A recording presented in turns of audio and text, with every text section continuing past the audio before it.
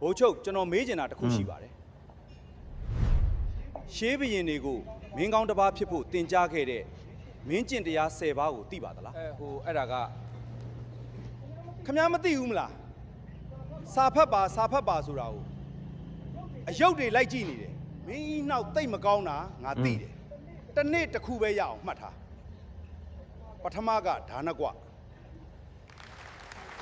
ွမေကျွန်တော်တခုလောက်ကြားပြပြောလို့ရမှာမလဲကျွန်တော်ကပန်ဆက်ရွာတော့ကျွန်တော်ရွာမှာရတော့ဟုတ်ကျွန်တော်ရွာမှာရတော့မိုးတွင်းခါမှာရတော့ကျွန်တော်ရွာကျုံးလိုပုံစံဖြစ်နေတယ်ကျွန်တော်ရွာမှာအဓိကတော့တစားနှစ်ဆင်းလောက်တော့လိုအပ်တယ်တစားနှစ်ဆင်းမရှိတဲ့ရွာတိုင်းရကျွန်တော်စီဝါရဆပန်ဆက်ဟုတ်အမှတစားနှစ်ဆင်းကျွန်တော်ကကိုးရင်တော့တစားတစ်စီလက်ခတ်ချောင်းမယ်တစား2023မှာတော့ပါဝါကျွန်တော်ထီတော်ဖြုတ်ခိုးတဲ့အထိတတ်တည်ရနည်းနည်းတော့တတ်တည်မို့ဗျာကျွန်တော်ဆရာပြောသားတဲ့အချိန်မှာပေါ့နော်ဒီတနေရာလေးကြည့်လို့မရဘူးဒီတိုင်းပြေလုံးကိုကြည့်ရမယ်ဆိုစောစောကလည်းကျွန်မပြောထားတယ်အဲ့ဒါလည်းကျွန်မထပ်ပြီးတော့သတိပေးပြစီကျွန်မတို့ရွာသူရွာသားတွေမြို့သူမြို့သားတွေတိုင်းသူတိုင်းသားတွေဆိုတာဟာဒီတိုင်းပြေလုံးအတွက်လည်းတစ်ချိန်လုံးကြည့်နေရပါလိမ့်မယ်မိသားစုတစုမှာလို့ပေါ့မိသားစုတစုမှာဆိုလို့ရှိရင်ဆိုပါတော့သားသမီးခပ်များများနဲ့မိသားစုတစုမှာကလေးတယောက်ကအမေပဲသူလိုချင်တာပဲသူစဉ်းစားတယ်ဆိုလို့ရှိရင်ကြံတဲ့မိသားစုတွေအတွက်အများကြီးဒုက္ခရောက်ဟုတ်တယ်ဒါစဉ်းစားကြည့်ပါဒီကလေးတယောက်ကသူလိုချင်တာပဲတကြီးတောင်းနေတယ်သူလိုချင်တာမရလို့ရှိလို့ရှိရင်တခြားမိသားစုတွေဟိုနားပူအောင်လို့တစ်ချိန်လုံးနဘူးနစားတိုက်နေတယ်ဆိုလို့ရှိရင်အင်မတန်မှအားလုံးနဲ့စိတ်ရစရာဖြစ်တယ်နောက်ပြီးတော့လည်းမိဘအနေနဲ့ဒီကလေးကတစ်ချိန်လုံးကျမမကြိုက်ဆုံးဟိုအပြောအဆိုစကားတခုရှိတယ်ငိုတဲ့ကလေးနို့တောက်ရတယ်ဆိုကျမလုံးဝမကြိုက်ဘူးငိုမှပဲတိုက်မှာလားကလေးမိဘဆိုတာကလေးကိုတိုက်တဲ့လူကိုတိုက်ရမှာပဲငိုမှတိုက်တယ်ဆိုတာဟာမိဘမှာတာဝန်မဲ့တာလည်းရောက်တယ်နောက်ပြီးတော့တောက်ချင်လို့ငိုတဲ့ကလေးမှလည်းတာဝန်မဲ့ရရောက်တယ်ပြီးတော့ဒါဟိုဘက်ဒီဘက်နှစ်ဖက်စလုံးမျှတအောင်လုပ်ရမယ်ကလေးများကလည်းငိုတိုင်းမိဘအလိုလိုက်တယ်ဆိုလို့ရှိရင်ဒါမိဘတွေအနေနဲ့နားလည်မှာပါဒီကလေးတယောက်ကပြဿနာရှာနေလို့သူ့ပဲအလိုလိုက်ရတယ်ဆိုရင်တခြားကလေးတွေနစ်နာနိုင်ဟုတ်တယ်အဲ့တော့ကလေးတွေကလည်းနားလည်မှုရှိရမယ်မိဘတွေကလည်းမှန်ကန်ကန်နဲ့ရပ်တည်ရမယ်တနည်းအားဖြင့်ဆိုတာအစိုးရဆိုတာမိဘပဲမိဘတွေပဲတစ်ချိန်လုံးနဲ့စိတ်ပူရတယ်ကိုကအားလုံးကိုမျှတဆက်ဆံမိရဲ့လားဆိုတော့ကျမတို့ကအမြဲပဲချင့်ချိန်ရတယ်တကယ်လိုအပ်နေဆိုတော့ကလေးတွေမှာတယောက်ကကျမကြီးချို့တဲ့နေဆိုတော့သူ့တော့အထူးဂရုစိုက်ရမှာမဆိုင်လို့မရဘူးကျမတွေနဲ့ကလေးတွေနဲ့ဓာတ်တူဆက်ဆံမယ်ဆိုတာလေဒါအတိတ်ပဲမရှိဘူးဒ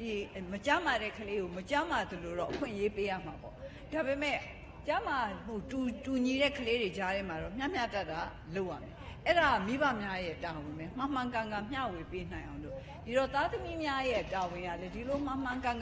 မျှဝေပေးခြင်းကိုနားလည်မှုရှိရအောင်နားလည်မှုရှိပြီးတော့ငါတို့ညီလေးကတော့ तू ကတော့ကျမ်းမာရေးမကောင်းလို့သူ့ကိုပို့ပြီးတော့ view ဆိုင်ရတာဒါလက်ခံသင့်တယ်ဆိုတာကိုလက်ခံတယ်ဟိုကိုယ့်ဘက်ကိုလိုချင်လို့ကြီးပဲတစ်ဖက်သက်ပြောလို့တော့မဖြစ်ပါဘူးအဲ့တော့ကျမတို့နိုင်ငံတနိုင်ငံတိုးတက်ရေးဆိုတာပြည်သူနဲ့အစိုးရ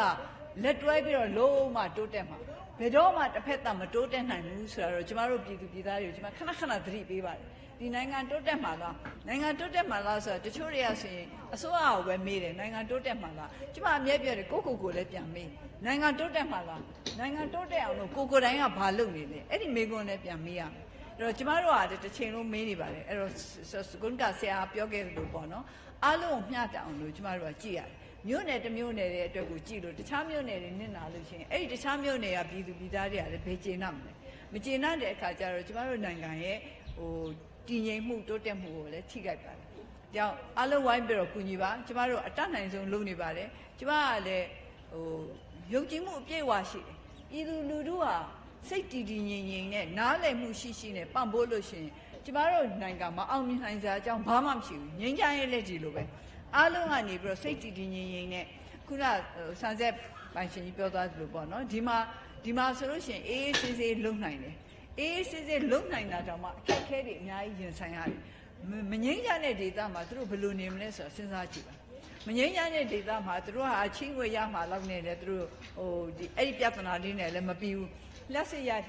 ရှိရေးမရှိရေးပြဿနာလေးနဲ့လည်းမပြီးဘူးသူတို့အသက်နဲ့တကူနောက်တစ်နေ့ရှိအောင်မလားဆိုတဲ့ပြဿနာကြီးကိုနေ့တိုင်းရင်ဆိုင်နေရတယ်ဟုတ်ကဲ့တောင်းမလို့ကျမတို့ပြည်သူပြည်သားတွေအနေနဲ့ငြိမ်းချမ်းရေးရဖို့အရေးကြီးတယ်ဆိုတာကိုလည်းစာနာစိတ်နဲ့တင်မကပညာနဲ့ပါနားလည်ဖို့ရကျမအနေနဲ့မေတ္တာရပ်ခံစ ထီတော်ဖြုတ် ကဲနော်ဒီဒါတော့ကျော်လို့ဆိုတော့စက်တုံးကောင်ပေါ့နော်ကျွန်တော်တို့တိုင်းပြည်ပေါ်ကိုဘယ်လိုမျိုးလူပုဂ္ဂိုလ်တွေဘယ်လိုခေါင်းဆောင်တွေကကြည်တယ်လဲလို့မေးရင်ကျွန်တော်တို့ရဲဝန်းတစ်ခုနဲ့ပဲဖြေလိုက်ပါမယ်ကျွန်တော်တို့အမေစုလိုလူမျိုးကတိုင်းပြည်ပေါ်အင်မတန်ကြည်ပါတယ်နော်အပြောနဲ့တယ်မဟုတ်ဘူးအလုံးနဲ့ပါတက်တယ်ပြခဲ့ပါတယ်အခုထိလဲတိုင်းပြည်ပေါ်မှာသူ့အနေနဲ့စက်ပြီးတော့နော်ဟိုတက်နိုင်တဲ့ဘက်ကနေလှုပ်ကြွေးပြုတ်နေအောင်မယ်လို့ထင်ပါတယ်အကယ်လို့ပေါ့နော်အာနာရှင်လောက်ကမကြခင်လွတ်လာခဲ့ရင်လဲတိုင်းပြည်အတွက်ဆက်ပြီးတော့အမေစုအနေနဲ့တက်နိုင်တဲ့လောက်ဟိုတိုင်းပြည်ဖွံ့ဖြိုးတိုးတက်အောင်ပါဝင်ဆောင်ရွက်သွားအောင်မယ်လို့ကျွန်တော်ထင်ပါတယ်တရားရဂိုင်းလုံးလဲယုံကြည်စိတ်ချပါတယ်သို့တော့အာနာရှင်တစုကောင်းစားဖို့အတွက်နော်အောက်ခြေကနေတောက်တိုင်ကြီးလှုပ်ပေးနေတဲ့ဒီလိုကောင်မျိုးတွေအကြက်ဖက်စစ်ခွေးတွေနော်ဒါပြူတွေအုတ်ကြီးတွေဒလန်တွေအဆရှိသဖြင့်သူတို့အားလုံးအနေနဲ့ကိုဘာလို့ဒီလိုလုပ်တွေလုပ်နေရသလဲအမေစုရဲ့မိန်ခွန်းလေးတွေတွားပြီးတော့နားထောင်ကြည့်သမှာတယ်ဘာလို့ကြည်ခံရတယ်လဲဆိုရင်လူတယောက်ဖြစ်တည်လာတဲ့လူရဲ့တန်ဖိုးနော်တိုင်းပြည်အတွက်တကယ်ကောင်းအောင်လုပ်မယ်ဆိုဘာတွေလိုအပ်လဲဘလို့ရည်ချင်းမျိုးတွေရှိသလဲဆိုတာခင်ဗျားတို့တွားပြီးကြည့်သမှာတယ်ဘောမာများဒလန်များခွေးများပြူများအကုန်လုံးပေါ့နော်ဘာလို့ကြည်ခံရလဲဆိုတော့ရှင်းပါတယ်နော်ခင်ဗျားတို့ကိုလူစိတ်ရှိစေခြင်းလို့ပါနော်ခင်ဗျားတို့ကခွေးစိတ်ပေါက်နေတဲ့အတွက်ကြောင့်လူစိတ်နော်အများကျိုးအတွက်ဘယ်သူတွေကဘလို့ထမ်းရတယ်လဲဆိုရယ်စိတ်နော်ဒါမျိုးလေခင်ဗျားတို့ institution တစ်ခုလုံးမှာမမြင်ဘူးပါဘူးခင်ဗျားတို့ကျုပ်ရေးအာမခံပြီးပြောရဲပါတယ်ဘာလို့လဲဆိုတော့သူတို့ institution တစ်ခုလုံးမှာကအထက်ဖားအောက်ဖိနော်ဟိုကြီးနိုင်ငံချင်းမူဝါဒကိုပဲလက်ကင်ထားတယ်နော်အချင်းချင်းဒါအမိကျက်မိစားခေါင်းချက်ခေါင်းစားဆိုတဲ့ပုံစံမျိုးပဲရှိတယ်နော်တယောက်နဲ့တယောက်ဆွန့်လွတ်နေတာခံချင်းတယောက်ပေါ်တယောက်ရိုသေလေးစားခြင်းဆိုတဲ့သဘောတဘာဝသူတို့မှမရှိပါဘူးနော်အဲ့တော့ကြောင့်လူစိတ်ရှိပြီးလူပိသပြီးလူအကျိုးဆောင်တဲ့အမေစုတို့လူခေါင်းဆောင်မျိုးတွေထံကနေခင်ဗျားတို့သင်ယူပါလေးလာပါနော်ကဲဆက်ကြည့်အောင်ဒါကျော်နု ခိုးရတဲ့အထိတတ်တည်ရနည်းနည်းတော့တတ်တည်မဟုတ်ဗျာကျွန်တော်တို့ဗုဒ္ဓဘာသာမှာမလုံရတဲ့တတ်တည်အဲ့ဒီတို့ကအဲ့အုတ်ကျင်ဖုံးကြောင်းဝင်းမှာရှိတဲ့ဘုရားပေါ့ဇီဒီပေါ့ဇီဒီမှာတည်ထားတဲ့ဇီဒီမှာထားတဲ့ထိတ်မှာထားထီတော်တွေအဲ့ထီတော်တွေအဲ့မျိုးသမီးတက်ပြီးဖြုတ်တယ်မျိုးသမီးတော့တက်ဖြုတ်တယ်ဩဂလ20နှစ်မှာတစ်ပိုင်းမှာအစောကြီးမှာထီတော်တွေတက်ဖြုတ်တယ်မျိုးသမီးတယောက်ဘုရားဇီဒီတွေရဲ့ဒီလိုဟိုဟာတွေမတက်အောင်ဆိုတာကိုဒါကပုံမှန်ကျွန်တော်တို့သိထားပြီးသားယဉ်ကျေးမှုဒါပေမဲ့အဲ့ယဉ်ကျေးမှုတော့ပထမဆုံးချိန်ချိုးပေါက်တဲ့အပြင်ထီတော်ကတော့တက်ဖြုတ်တယ်တက်ဖြုတ်တော့တွေ့အဲ့မှာ तू ကတက်အစဘာလဲပေါ့ तू မှမသိဘူးဖြတ်တော့ဖြတ်လို့လိမ့်နေတွေ့တော့ဘာလဲဆိုကြည့်တော့မှတက်နေတော့တွေ့တော့အဲ့ဒါတက်ဆိုင်ရာအာရုံပေါ်ဒီလန့်ခေါ်တော့ဒေသခံတွေအကုန်လုံးဝုန်းရောက်ကြလာပြီအုပ်ချုပ်ရေးပေါ်တွေအတင်းအဲ့ဒီအမျိုးသမီးကိုဖမ်းပြီးတော့အဲ့ထီတော်တွေဖြုတ်တဲ့အမျိုးသမီးကိုဖမ်းပြီးတော့လောလောဆယ်သူ့ကိုရဲလက်ကိုအပ်လိုက်ရတယ်ရဲလက်ရောက်တော့ရဲတော့စစ်စစ်မြတ်မှုတွေမနေ့ကလုပ်တယ်ပေါ့လုပ်တော့ထုတ်ပြန်ကြတော့ထွက်မလာသေးဘူးသို့တော့စစ်စစ်မြတ်မှုတွေလုပ်တဲ့ခါကျတော့ဒီထီတော်ဖြုတ်ခိုးရေးအကြောင်းကြီးရွေးချက်က तू ဖြစ်နိုင်ခြင်းရှိရွေးချက်ကဘာလဲမေးထီတော်မှာရွှေတွေရှိတာရွှေတွေကတ်လူတွေရှိတာဗျာဆိုတော့ကြည့်ရတာအဲ့ဒါကိုဖြုတ်ပြီးရင် तू ကဒါရွှေခွာရောင်းလို့လားမသိဘူးကြာရွှေခွာရောင်းလို့လားမသိဘူးပြောမရအောင်ရွှေခွာရောင်းကိုရောက်မှာအဲ့ဒါကြောင့်မလို့ तू ထီတော်ဖြုတ်တယ်ပုံပေါ်တယ်ဗျအဲ့တော့လောလောဆယ်တော့ထီတော်ဖြုတ်ခံရတယ်ဖြုတ်ခံရတဲ့ထီတော်တော့ပြန်ရတယ်ပြန်လဲရတယ်မြို့သူကြီးလည်းဖမ်းပြီးတယ်မြို့သူကြီးပုံစံကြည့်ရလဲစိတ်ကောနှံ့ရလားမသိပါဘူးဗျပုံစံကြည့်ရလဲပုံလုံးကြီးနဲ့ဘလူးကြီးလည်းမသိဘူးကြည့်ရလဲကြည့်တော့ကြည့်ရဘလူးကြီးလည်းဟာပေါ့အဲ့တော့ထီတော်ဖြုတ်ခိုးတဲ့အထိတတ်တည်ရနည်းနည်းတော့တတ်တည်လို့တော့မပြောနဲ့နော်မင်းတို့အဘခေကိုကပြည်သူတွေဘလောက်တောင်မှဒုက္ခရောက်နေတယ်လဲဆိုတော့အဲ့ဒီမှာပဲကြည့်လိုက်တော့နော်မြန်မာလူမျိုးနော်ဗုဒ္ဓဘာသာကိုအင်မတန်မှဒါဂျိုသေးကိုင်းဆိုင်ပြီးတော့ဂါရဝတရားကြီးမားတဲ့လူမျိုးအဲ့လိုလူမျိုးကိုမင်းတို့အဘတွေနော်အာနာရှင်စနစ်ကဘလောက်တောင်မှချွတ်ချုံကြဇယိုက်တွေကျင့်စာရိတ္တတွေကိုကျင်တရားတွေပြက်ပြောင်းအောင်ထားသွားတယ်လဲဆိုတော့လောက်လေဆိုတော့ဒီမှာပဲကြည့်လိုက်နော်ဟို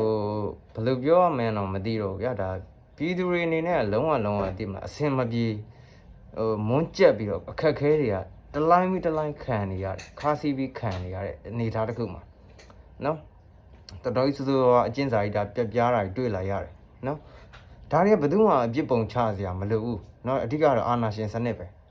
နော်ဒါတော့ကျွန်တော်တို့တရားစာရဘောကျေရောပြီးတော့ချမ်းသာတဲ့မြန်မာနိုင်ငံလိုနေရာမျိုးမှာဒီလိုမျိုးဖြစ်ရတဲ့ဖြစ်တယ်ဆိုတော့အာဏာရှင်စနစ်ကြောင့်အစင်းရဲဆုံးနိုင်ငံဖြစ်သွားလို့ပဲနော်ဒါဟိုရှိတွေးကြမလို့ပါဘူးနော်ဒါအာဏာရှင်စနစ်ရဲ့အကျိုးဆက်တွေပေါ့နော်နောက်ထပ်လည်းအများကြီးကျင့်ပြတ်ခြားစားမှုတွေကိုကျင်တရားပြက်ပြားမှုတွေအများကြီးပေါ်ထွက်လာအောင်မယ်ဘာလို့လဲဆိုတော့မင်းအောင်လိုင်ကိုယ်တိုင်အဲ့စနစ်တွေကိုပုံဖော်အသက်သွင်းပြီးတော့နော်ဒါအုပ်ချုပ်နေလို့ဖြစ်ပါတယ်ကဲဆက်ကြည့်အောင်ဗျတတိမို့ဗျာကျွန်တော်တို့ဗုဒ္ဓဘာသာမှာမလုံရတဲ့တတိအဲ့ဒါကြီးခင်ဗျာရွှေဖျားဘောကရွှေတို့ဖျားဘောကပစ္စည်းတစ်ခု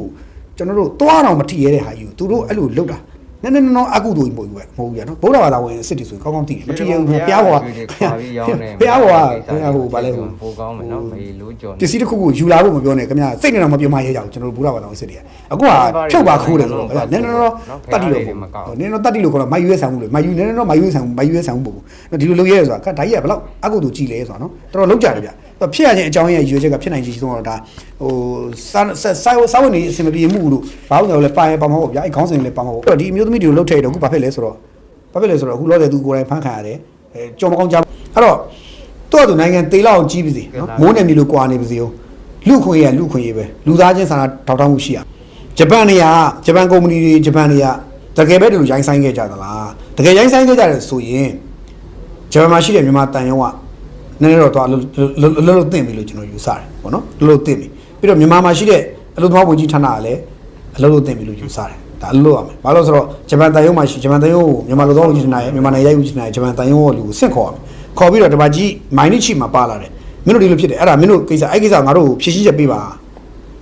မဟုတ်ရင်မင်းတို့ဂျပန်နိုင်ငံအပေါ်မှာငါတို့မြန်မာတွေရဲ့လေးစားတမိုးထားမှုတွေရော့ကျဆင်းသွားလိမ့်မယ်မင်းတို့ဂျပန်နိုင်ငံကုမ္ပဏီရဲ့ဂုဏ်သိက္ခာအတွက်မင်းတို့ဂျပန်နိုင်ငံဂုဏ်သိက္ခာအတွက်ငါတို့ရှင်းရှင်းလင်းလင်းလာပြောပါလို့တောင်းဆိုတင်တယ်တောင်းဆိုတဲ့အခါကျတော့မှပြီးတော့မှအခြေအနေတခြားမေးပြီးတော့မှတကယ်ဖြစ်စဉ်အမှန်ကိုတည်တည်ချာချာနားထောင်ပြီးတော့မှကျွန်တော်တို့ကိုယ်နိုင်ငံသားတွေကိုကာဝယ်ဆောက်ရှောက်မှုအပြည့်အဝလုပ်ပေးတင်တယ်ဒါဂျပန်နဲ့ပတ်သက်လုပ်လို့ရတာအဲ့ရနေမှာတစ်ဆင့်ဂျပန်နိုင်ငံနဲ့မြန်မာနဲ့ကြားမှာဆက်ဆံရေးတွေဆက်လက်တည်ဆောက်နိုင်အောင်လုပ်ဖို့လိုတယ်ဒါလည်းလိုတယ်နောက်မဆိုရင်ခင်ဗျာဂျပန်မို့လို့ကျွန်တော်ငြိမ်ခံလိုက်တယ်ကိုယ့်ရဲ့နိုင်ငံကြီးလို့အင်အားကြီးလို့ချမ်းသာကြွယ်ဝလို့ငြိမ်ခံလိုက်တယ်ဆိုရင် ကဲဂျပန်ထားပါအောင်ဖိနှိပ်ချုပ်ချယ်တယ်နိုင်ချင်းခံရတယ်ထားပါအောင်ဒါဖြစ်စဉ်အခု10ခုလောက်မှာတစ်ခုလောက်တရုတ်နိုင်ငံသားတွေကမြန်မာနိုင်ငံသားတွေကိုဖိနှိပ်ချုပ်ချယ်တာဖြစ်စဉ်10ခုမှာ9ခုလောက်ရှိတယ်နော်အဲ့ဒါတွေကြမင်းတို့အဘတွေမင်းတို့ကောင်တွေမဘာသားတွေဘာလို့စောက်တံမထွက်တာတော့မေးစရာရှိလာတယ်နော်တရုတ်နိုင်ငံတလောက်ကျွန်တော်တို့မြန်မာလူသားတွေကိုနော်အနိုင်ကျင့်တယ်လက်သာထုတ်မပေးဘူးဒါမျိုးတွေအများကြီးရှိရနော်မင်းတို့အတန်တွေဘာလို့မထွက်တော့မင်းတို့ပါစက်တွေဘာစို့ထားလို့တော့ဟျောင်းနေမင်းတို့ကောင်တွေကွာနော်နောက်ကျွန်တော်တို့ထပ်ပြီးမနှိမ့်ဆက်ပဲနေမှထင်လားကိုယ်နိုင်ငံသားပေါ့အဲ့တော့သူ့နိုင်ငံသေးလောက်ကြီးပါစေနော်မိုးနယ်မြေလိုကွာနေပါစေလူခွင့်ရပဲလူသားချင်းစာထောက်ထောက်မှုရှိရမယ်လုပ်ငန်းခွင်မှာလည်းဒီလိုပဲကိုလုပ်ငန်းခွင်မှာလာလို့တဲ့သူမှာနှိမ့်ဆက်ကလူအနိုင်ကျင့်ပြုတယ်ဆိုတာဘယ်သူမှမလုပ်တဲ့နဲ့လုပ်ရမယ်ဘယ်လိုလူကြီးလူကောင်းမှမလုပ်ရတယ်လုပ်ရမယ်ဘုန်းလည်းပြောရအောင်နော်အဲ့တော့ဒါကြီးကဂျပန်ကဒီလိုလုပ်တယ်ဆိုရင်ဂျပန်လိုမျိုးအဆင့်တန်းရှိတဲ့နိုင်ငံတစ်ခုကဒီလိုလုပ်တယ်ဆိုရင်ဂျပန်နိုင်ငံအနေနဲ့ဂုဏ်သိက္ခာကျဆင်းသွားလိမ့်မယ်နော်သို့တော်မြန်မာတွေကဂျပန်ကိုထင်ကြီးနေသေးပါဒါပေမဲ့ဒီလိုမျိုးလုပ်တာကြီးများလာရင်တော့ဂျပန်နိုင်ငံပေါ်မှာမြန်မာတွေယုံကြည်မှုတွေကတဖြည်းဖြည်းကျဆင်းသွားနိုင်တယ်ဆိုတာတော့ထောက်ပြပြီးတော့အလုပ်လုပ်ဖို့လိုတယ်ဟုတ်ကဲမင်္ဂလာပါဘူးလိုက်ဒီစားပါဘူးလိုက်ဒီနေ့ကဩဂတ်25 2026လို့တော့ရပြီးသွားပြီမဲ့ကျွန်တော်နေတိုင်းရုံတက်နေ I5 ပေါ့နော်အောင်ဆိုစာရီကတပုံကြီးဘာသာလို့နေတိုင်းလာတယ်ဒီမှာဒါဒီနေ့လာတဲ့တပုံပေါ့နော်လူတင်ကြီးကျွန်တော်အကုန်ရှင်းနိုင်ရှင်းတယ်ဆိုင်အောင်ပို့တယ်လို့တော့ဥက္ကဋ္ဌအမိန်တောင်းတယ်ဒါမျိုးတွေပေါ့နော်ဒီနေ့နေ့လေဆိုရင်ကျွန်တော်ကြားနာပွဲ2ခုရှိတယ်ကျွန်တော်အဲ့ဒါကြားနာမယ်hearing ပေါ့နော်အဲ့ဒါတစ်ပိုင်းပေါ့နော်ကျွန်တော်ပြောချင်တာပါဆိုဒီမကြခင်မှာစက်တင်ဘာလထဲမှာကျွန်တော်တို့ရဲ့9နှစ်တစ်ချိန်ကျင်းပတဲ့ပါတီညီလာခံရှိစောက်ရေးမှာပါဒီပါတီညီလာခံကြီးမှာ0ပဲလက်ပြန်ချပြီးတော့မှအားလုံးကဘိုးကော်မတီဝင်ပြန်လျှောက်တယ်ခိုးကြဝက်ချဖို့ဆွေးနွေးကြတာလို့ပါဖြစ်နေနေဘိုးကော်မတီဝင်ဖြစ်ချင်းပြန်လျှောက်ပေါ့ပြန်လျှောက်ပြီးတော့မှမဲခွဲဆုတ်ပြပြီးတော့မှဒါတစ်စင်ပြီးတစ်စင်တက်တာလှုပ်ထုံးလို့နီးပေါ့ဗျာအဲ့လိုလှုပ်တယ်လှုပ်တော့ကျွန်တော်ကပြောတယ်ဗျာဟုတ်လားပြီးခဲ့တဲ့ NLD လက်ထက်ကNLD လက်ထက်မှာခြံခုံသွားတဲ့2ယောက်ရှိဘိုးအလုံးမှုဆောင်2ယောက်နော်ဘိုးကျုပ်အစ်စ်နော်2ယောက်ကခြံခုံသွားတယ်NLD ဆိုမကောက်ဘူးဝင်နော်ကြန့်ခိုင်ဒီလူတွေကခင်ဗျာပုပ္ပတိပါပြောနေပုပ္ပတိပါညာဟိုဆိုင်ငန်းတွေယူထားတယ်ဗျာဟိုဘက်မှာထိတ်မောင်ဒီဘက်ထိတ်မောင်တခါနေရာကောင်းတဲ့ဆိုင်ငန်းတွေမှာသူတို့ကိုလာစာပေးနေတယ်တဲ့ဟိုမှာဆိုင်ငန်းသမားတွေကပြောဟလာလို့အော်လို့အော်စရာကြီးအဲ့လိုမျိုးတွေရှောက်ပြီးတော့ယူထားတာပေါ့နော်အဲ့ကျွန်တော်အခုလဲ NLD ဟောပါ NLD ခစ်တော့ပြီးသွားပြီပေါ့နော်ထားလိုက်ပါတော့အခုလဲအဲ့ဒီထောင်ကျနေတဲ့ရဲမင်းဦးပေါ့ NLD ဟလာမြို့တော်ဒုတိယမြို့တော်ဝင်လောက်ခဲ့တဲ့ကောင်ဟိုကစီးပွားရေးသမားဘန်မာဟို